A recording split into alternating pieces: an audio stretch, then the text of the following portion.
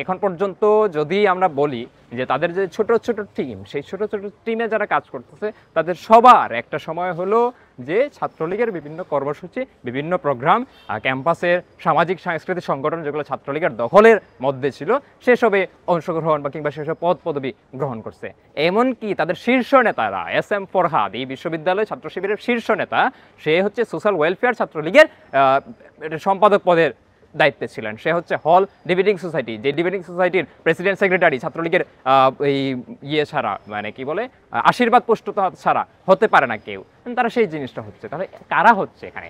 আমার সংগঠন ছাত্রমৈত্রীর একটা কর্মী এই ধরনের পরিচয় বের করতে পারবে না, কিংবা এখানকার যারা হচ্ছে আমরা ডাকসু নির্বাচন করবে, আমরা একবার ঘোষণা দিয়ে বলতে পারি আমাদের যে প্যানেলটা হবে সেটা লড়াইয়ের বকরাই হবে। এদের বিরুদ্ধে একটা অভিযোগ আনতে পারেন যে লড়াই করে নাই 5 আগস্টের আগ পর্যন্ত কিংবা তার আগে কিংবা পরে। ফলে আমরা বলতেই পারি যে এই ধরনের সংগঠনগুলা, এই শিবির বলি, নতুন নানান ধরনের সংগঠন হচ্ছে, বাক্সার সাকসা, নানান ধরনের সংগঠন হচ্ছে, এদের কর্মীরা 5 আগস্টে মানে জুলাই আগস্টে এক ধরনের ভূমিকা কারো কারো হয়তো আছে, কিন্তু এর আগেকার যে ফেসিবাদী লড়াই, সেই লড়াইয়ের একটা অংশই তারা ছিল না। জামাত ইসলাম দেখবেন সারা দেশে জামাত ইসলামের যে নেতৃবৃন্দ আছে, তারা হচ্ছে আওয়ামী লীগের নেতাদেরকে বাঁচানোর জন্য, আইনি প্রক্রিয়া বাঁচানোর জন্য সেই চেষ্টা করছে।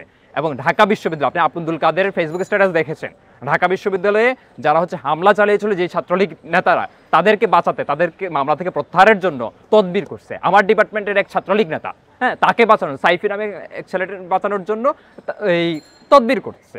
এই ধরনের ঘটনা একটা বামপন্থী নেতার বিরুদ্ধে কি কেউ দেখাতে পারবে?